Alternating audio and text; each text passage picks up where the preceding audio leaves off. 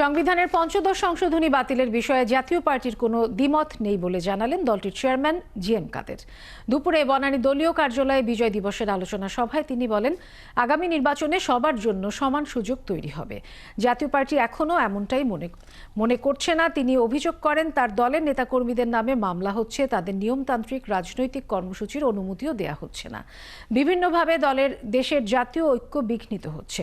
শাস্তির নামে একটি অংশকে নানাভাবে হয়রানি করা হচ্ছে বলে অভিযোগ করেন জিএম কাদের। তার মতে, এই বিভাজন দূর না করলে দেশে কখনো স্থিতিশীলতা আসবে না। নির্বাচনের সময় আমরা লেভেল প্লেইং ফিল্ড পাবো কিনা সেটা আমাদেরকে দেখতে হবে।